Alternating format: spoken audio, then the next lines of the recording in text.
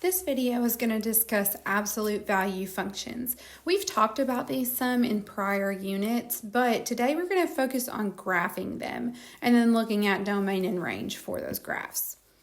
So to start out, let's remind ourselves what an absolute value function is.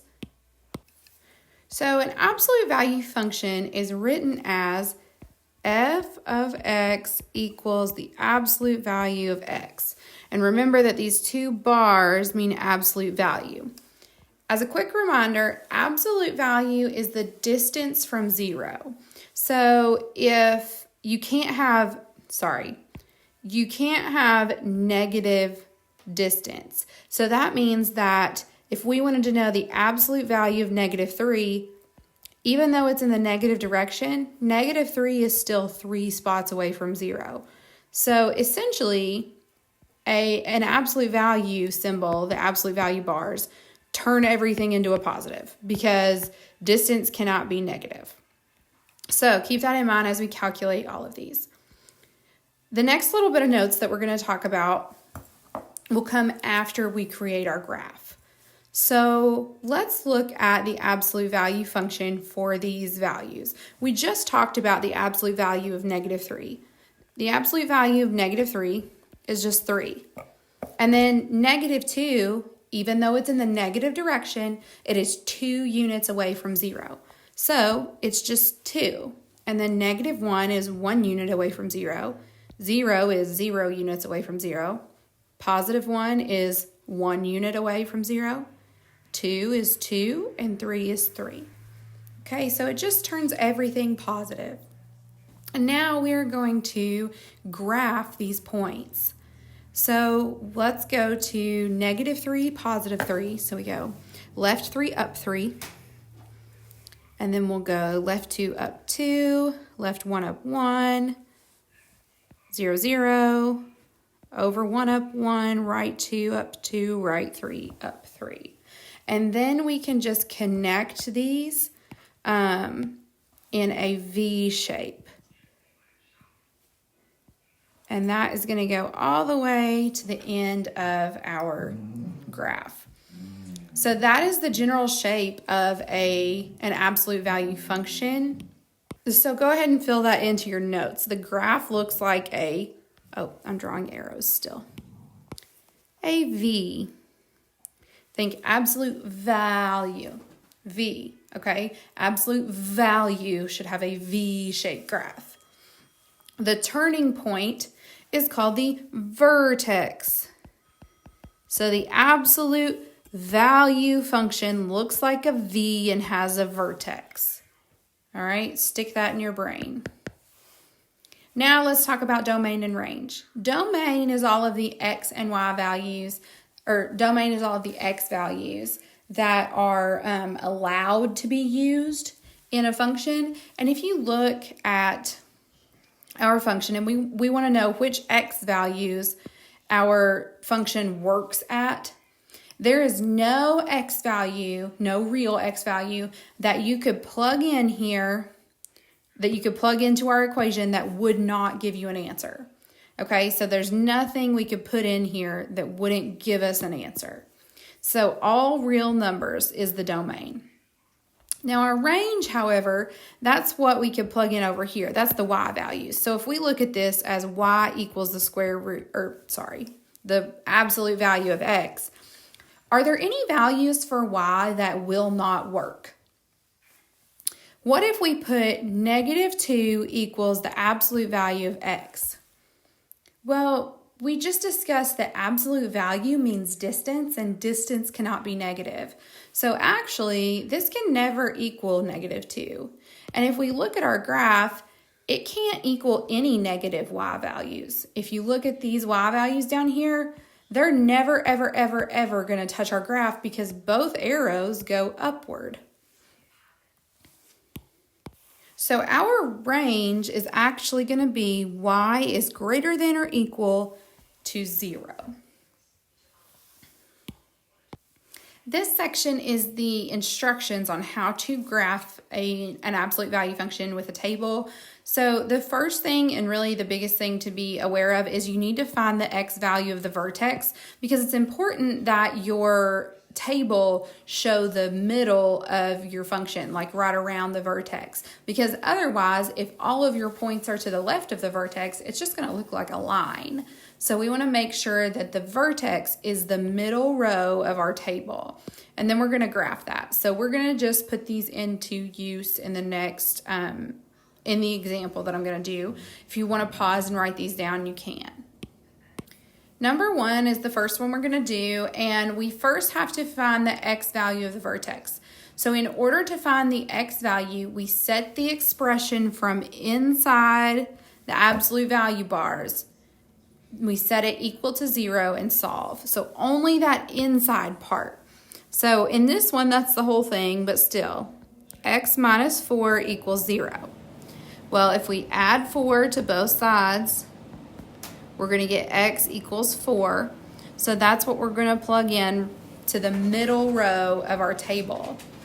Then we're going to go down 3 and up 3. So just go in either direction of that. And we want to fill in all of these y values. So if we plug 1 in for x, we have the absolute value of 1 minus 4.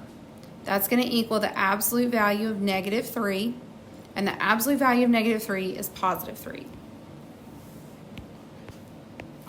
The next one, number 2, if we have 2 minus 4 in here, we get the absolute value of negative 2, which is just positive 2. Then we plug in 3. So if we have 3 minus 4, we get the absolute value of negative 1, which is just positive 1. Then we will plug in 4. Absolute value of 4 minus 4, that's the absolute value of 0. And the absolute value of 0 is just 0. Then we will plug in positive 5.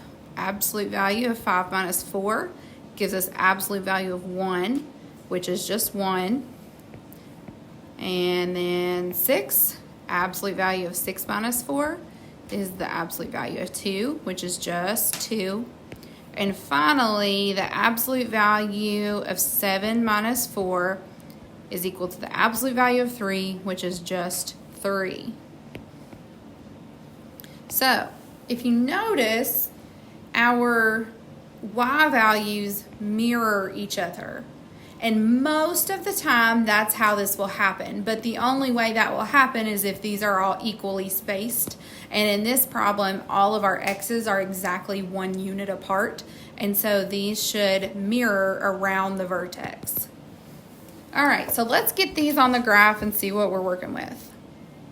We want to go right 1 up 3. Then we want to go right 2 up 2. Right 3 up 1, right 4 up 0, right 5 up 1, right 6 up 2, and right 7 up 3. Then we will connect these all with an arrow. And I'm actually zoomed in too far. There we go. All right, and this is what your graph should look like. So keep in mind when you graph an absolute value function, if you were to fold the graph along, like on the vertex, if you were to fold it in half, it should be symmetrical. So if you see here, if we folded that in half, those sides would line up with each other.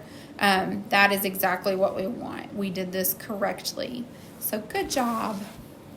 So the domain for an absolute value function is always going to be all real numbers, because the arrows are always going to point to the left and to the right. So all x values are included here.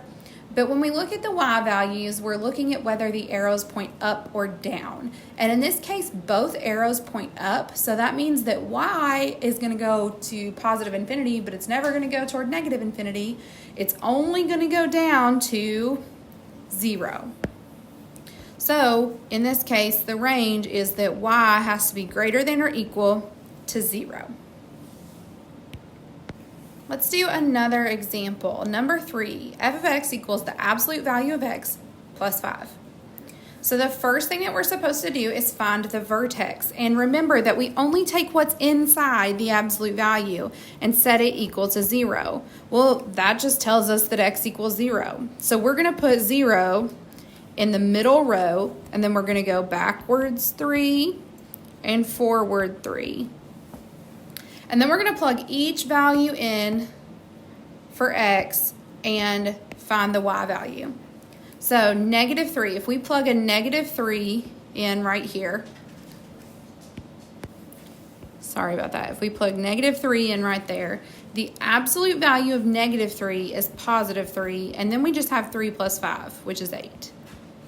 All right, then we want to plug in -2, and the absolute value of -2 is +2, then we add 5, and we get 7. All right, then we plug in -1. The absolute value of -1 is just 1, and then we add 5 and we get 6. The absolute value of 0 is just 0, but when we add 5 to it, we get 5. And then remember that these should mirror each other. So we have 6, 7, 8. Now, let's get them on a graph. So we want to go left 3 up 8. That is all the way up here. Left 2 up 7. Left 1 up 6.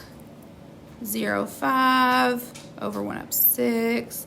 And all the way back up. Then we connect these all with arrows. And that's our graph. So as we move back over to our domain and range, we remember that the domain is always all real numbers because we have arrows pointing left and right. But our range, in this case, the arrows only point upward. They do not point down. So that means there's going to be some limit on our y value. And that limit is at the vertex, which is at the value where y equals 5.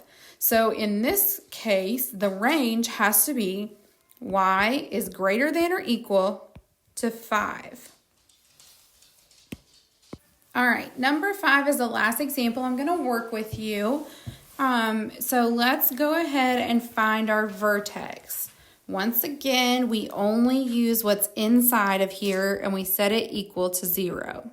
So when we subtract 1 from both sides, we're going to get that x is equal to -1. So that -1 is what goes here in the middle row. Then we go backwards 3 and forward 3. And then we just plug each value in for x and find the value of y. So we have negative absolute value of -4 plus 1. So that's going to be negative absolute value of -3. The absolute value of -3 is 3, so we still have to bring down this negative.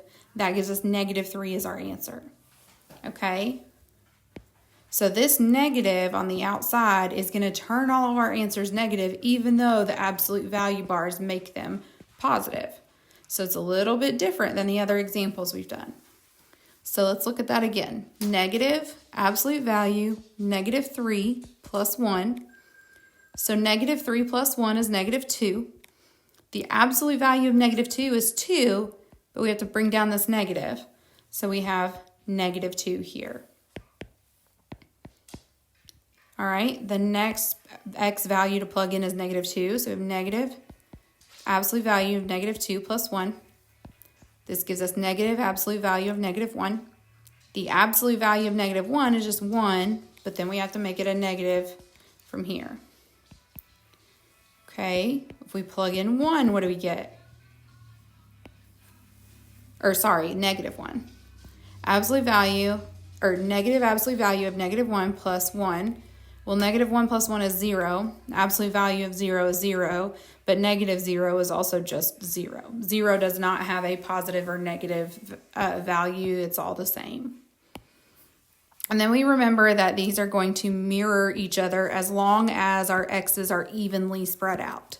And our x's are all 1 apart. So that means that these are our y values. So let's put those on a graph and see what it looks like. If we go to -4, -3, that would be left 4, down 3. -3, -2, -2, -1, -1, 0, 0, -1, 1, -2, and 2, -3. Then we are going to connect our dots with an arrow, or 2, I guess. All right, so this one looks a little bit different. Because we have this negative outside the absolute value, that flipped our graph upside down. So when we look at domain and range, the domain is still going to be all real numbers because we have arrows pointing left and right. But our range, both arrows point downward. So we're going to have an upper limit instead of a lower limit on this one. And the highest value that y can be is y equals 0. So instead of being y is greater than something, this time we have y is less than or equal to 0. All right, that is all for this video. Thank you guys for watching and have a great day.